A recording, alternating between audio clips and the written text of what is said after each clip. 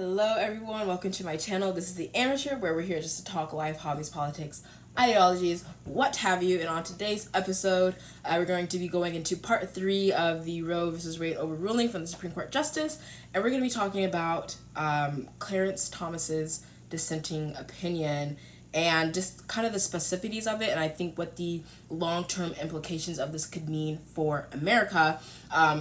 Just to note, this is his opinion in particular is what a lot of people are up in arms about, and it was mentioned in the dissenting opinion as well, which I'm not inclined to disagree with it. Like, I think from the 19th century and up, or whenever the feminist movement took place and all of the supposed rights that kind of came after that, they might be up for debate depending on how they were decided and determined, and that's exactly what Clarence Thomas proposes within his report. But the first thing that I do want to talk about is my hair. I think I like it. I like the blonde. I'm not really. I don't know. I know. Is this cultural appropriation? I'm pretty sure that there are some naturally blonde-haired Africans somewhere out in the world with blue eyes, but they're really dark skin and curly hair. But I just think it's cute. It's giving me Beyonce when last week's was giving me Albert Einstein. I'm done. Okay, so just to kind of start off with all this, I think it's important to understand the basis for Clarence Thomas's concurring opinion, and also just how Roe v. Wade and Casey versus Planned Parenthood, how those were kind of set up. You'll read this in the majority opinion, but the right to an abortion, quote unquote, is found somewhere in the 14th Amendment, specifically in the Due Process Clause, though this is the same clause that many pro-lifers would say guarantees children in the womb the right to life. So, I mean, a little bit of debate there. But let me read first what the with the 14th Amendment, what the Due Process Clause says, so you can kind of understand the point that Justice Thomas is trying to make. So mind you, this is the 14th Amendment. This is passed by Congress in 1866, a couple years or a year following the Civil War. So now African Americans, black citizens, are now fully granted their citizenship. But it states, all persons born or naturalized in the United States are subject to the jurisdiction thereof, are citizens of the United States, of the state wherein they reside. No state shall make or enforce any law which shall abridge the privileges or immunities of citizens of the United States, nor shall any state deprive any person of life, liberty, or property without due process of law, nor deny to any person within its jurisdiction the equal protection of the laws. So this 14th Amendment it's brought up in very, very many court cases. You'll read in the concurring opinion that there's question about what is actually meant by liberty, and so that's like a big debate. But I think even here, like, you read like life that's should be unquestionable. We have biologically defined it, supposedly, and so you would think that the children in the womb would have that amendment right applied to them. But again, the status of their personhood is subject to question. But essentially, so this is what the 14th Amendment says, and the problem with this is that I think there's something about substantive rights and yada yada yada, and whether they're immunities or privileges and things of that nature. But essentially, the problem here is that, according to Justice Thomas, is that the 14th Amendment only guarantees due process. It does not guarantee the life, liberty, or property. And I mean, we kind of see that, especially when we talk about our prison system. Like, if someone violates the law, they commit murder, they commit rape, or what have you, their liberty is definitely restricted or taken away, but it can only do so with due process. That the process, they have to have received that process before the government does anything about taking set things away, and that's to include even capital punishment, like no one within the government should be killed at the hands of the government without due process, meaning that the process has been verified, adjudicated, it's just, it's fair, it's reasonable, it meets all these other requirements before it's been decided that, yo, you've been a plague on society, and our best option is just to get rid of you and not rehabilitate you. You're past the point of rehabilitation, so you need to go face your maker now. So that's essentially what that says. And so I'll just kind of how I did with the dissenting voice. His Justice Thomas's opinion is about 7 pages or so. So it's a very easy read. It's a short read, relatively, depending how avid of a reader you are. But I'll just go ahead and read some of the highlighted points that I found that were interesting to note or remark. And again, you can better understand the full context if you actually read it all. But in the name of brevity, the notion that a constitutional provision that guarantees only process before a person is deprived of life, liberty, or property could define the substance of those rights strains credibly for even the most casual user of words, and again continues to state some of the court's cases that have been brought to the Supreme Court that support this. And it says, the resolution of this case is thus straightforward because the due process clause does not secure any substantive rights. It does not secure a right to abortion. So pretty much for any case that has tried to use a substantive, like the 14th Amendment, and so what they called it in the writing is like substantive due process, which Justice Thomas declares is an oxymoron, meaning that's not something that actually makes sense. For substantive due process, like you either have the substantive rights or you have the due process. I'm not sure if I'm really saying that right. Again, I'm just an amateur, so bear with me. I'm not any sort of like legal savvy person. But essentially what he's saying is that, again, the due process clause only guarantees that you will have process before any of this is deprived of you. So if someone, say, I don't know, a man is driving and he has his vehicle snatched by the government, like the government takes his vehicle and takes it from him for what, like, no reason it would seem apparently, then that would be a violation of that amendment, where his property, the man's property of his vehicle, was taken away by the government without due process, which is like there needs to be some sort of reason or regulation as to why the government takes this property from this man. And so essentially what he's saying here, though, is that any court case that has been decided upon this, which I believe has been some such things, I think it's like Griswold or Obergefell, which discuss things such as gay marriage or, I don't know, I forget what the other things I talked about. I might have a little blurb on the screen.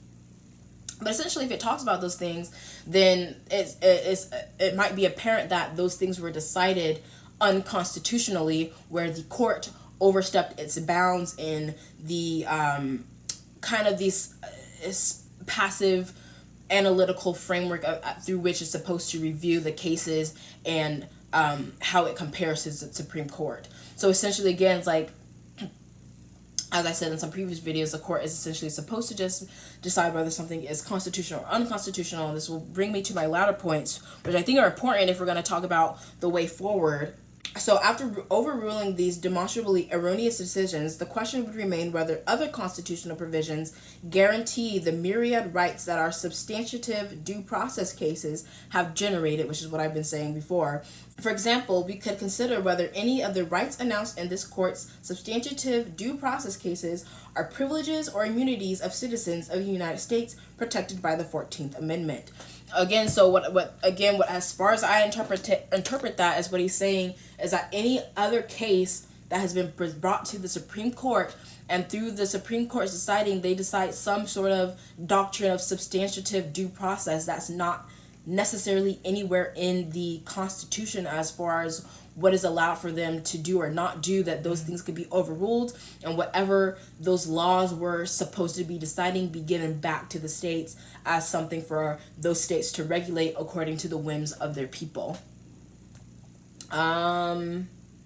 Yes. So the next thing that he says, in practice, the court's approach for identifying those fundamental rights unquestionably involves policymaking rather than the neutral legal analysis. And again, I'm just reading some of the things that I thought pretty much some may summarized the talking points that Justice Thomas was trying to state, which is again like the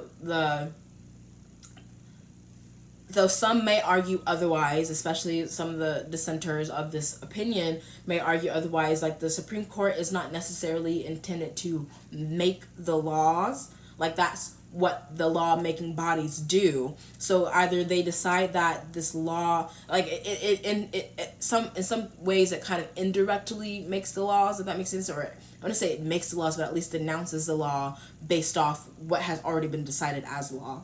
Does that make sense? I hope that makes sense. So essentially, like with something like Plessy versus Ferguson, which is again one of the more other prominent court cases that the court decided, but was then overruled. It was overruled on the premise that the law, it was unconstitutional, which was unlawful, which again, the Constitution is supposed to be the basic law of the land that applies to everyone, where the 14th Amendment, again, the Brown versus Board overruled Plessy versus Ferguson. And for those who are unaware, Plessy versus Ferguson was the court case that decided separate but equal. Brown versus Board of Education found that it was unconstitutional to racially segregate, and that was found on the basis of the 14th Amendment, under the due process clause, as you heard me read in the beginning about the unequal or the equal protection, and that there was an inherent inequality for between black schools and white schools essentially at the time. So that's they used what was already explicitly stated in the Constitution to overrule something that was a substantive case, or that was kind of decided without the rule of the land. Okay, the next thing that he states that I found interesting was, respondents and the United States proposed no fewer than 3 different interests that supposedly spring from the due process clause. They include bodily integrity, personal autonomy in matters of family, medical care, and faith, and women's equal citizenship. The right to abortion is ultimately a policy goal in desperate search of constitutional justification, which sounds right to me as far as with like the right to abortion. Like if you want your state to, the states can do as they please with abortion. Is pretty much what the Constitution supports currently, and keep that in mind because it's a little nugget that I'm gonna pull on later. But essentially what he's saying is like, y'all are making this law that's not supported by the Constitution, but you're wanting it to, and to not do that. But I think I take issue with the things that they include as far as what Roe versus Wade should do, like women's equal citizenship. I think the issue is that they're trying to make women equal to men, as far as with the fact that men, if they want to walk away from a pregnancy without any responsibility, that they can. It's a little bit more difficult for the government to track them down, to force them to pay child support, which is already a measure in place to kind of that puts that responsibility on the man, as at least financially, for the actions and involvement that he had in creating that child. But again, it's still, they're still able to physically disconnect themselves from that child, and again, it's more of a hassle in order to even find the father, if they can even find the right father. I know that's been an issue that some men's rights advocates bring up, as far as with women not being, having slept around with many people, and they don't take paternity tests. So there's a potentiality that all the women claim is, I know that this man was the father, I know this was the man's the father, and then there's no biological relationship between that child and the father, which is problematic. You are not obviously, but the point is that there are laws in place for men to have responsibility, at least somewhat, for their responsibility. But in order to make them equal, in order to make women equal to the fact that men can still physically distance themselves from their child, that women can do that with abortion, even though they can just give birth and adopt. You know what I mean? But I don't know.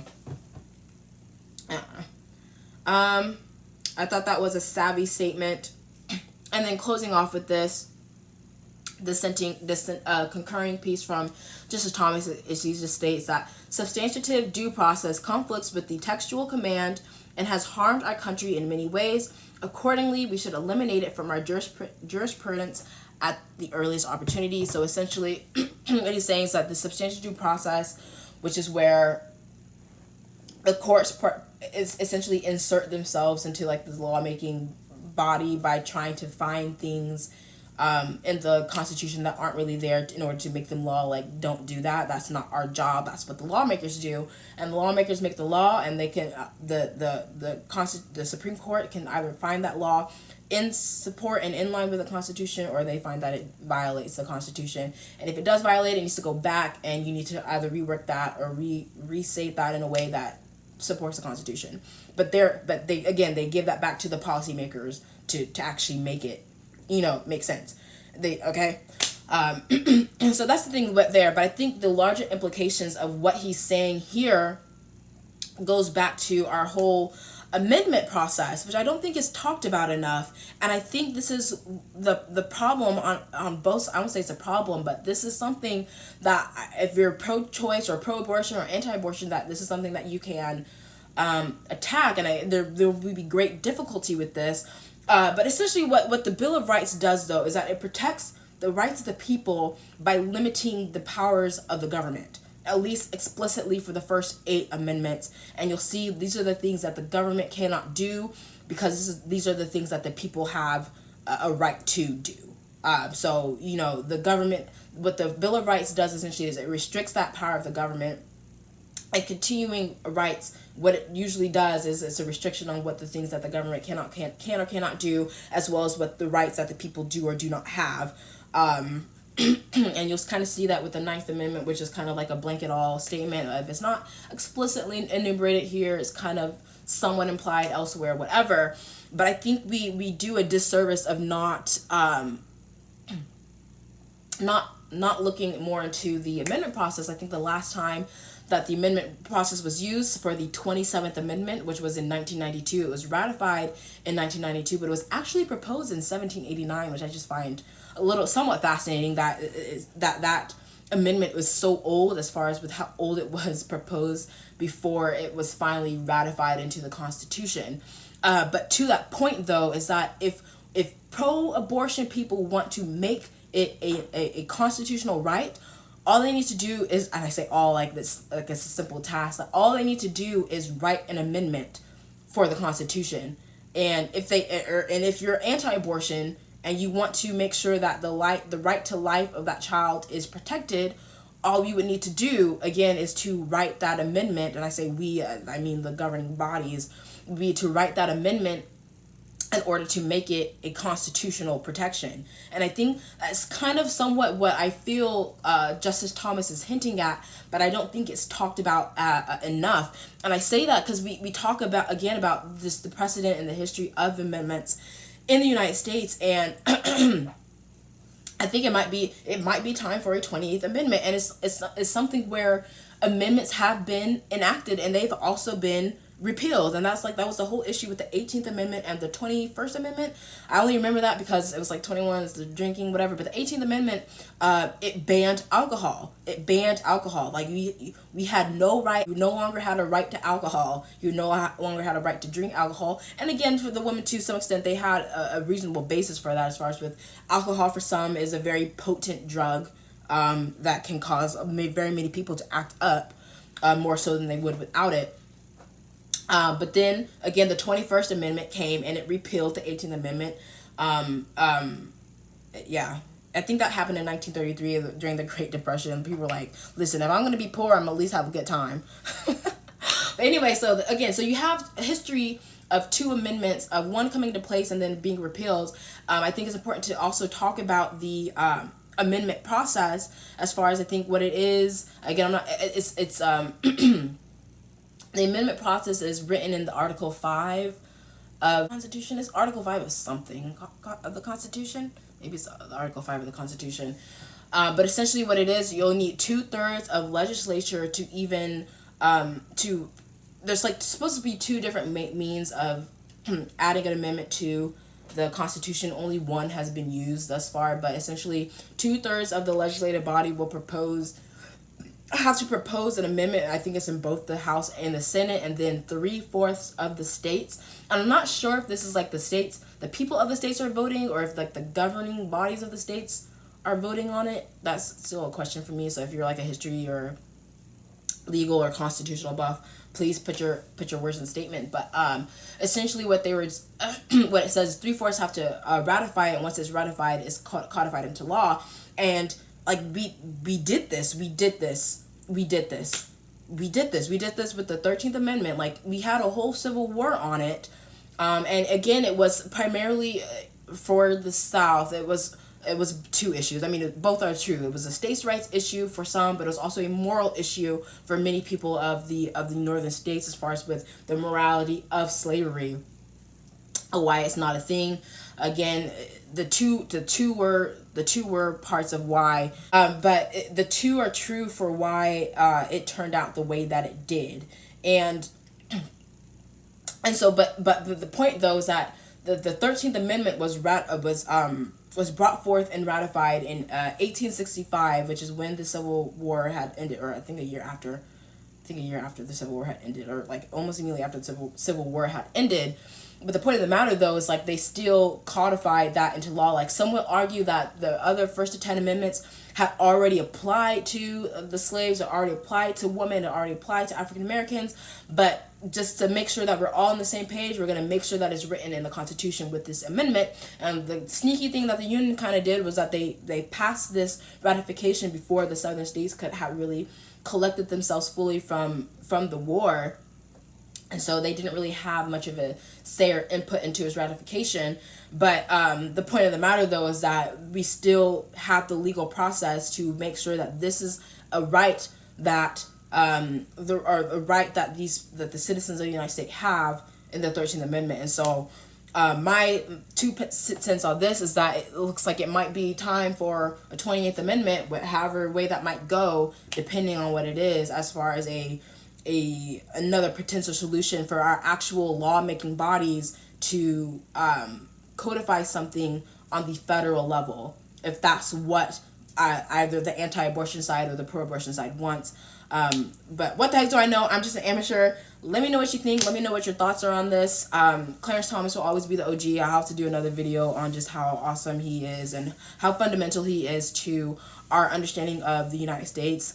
He will certainly go down in history, but make sure you like, comment, share, subscribe, and I will catch you in the next video. Thank you for watching.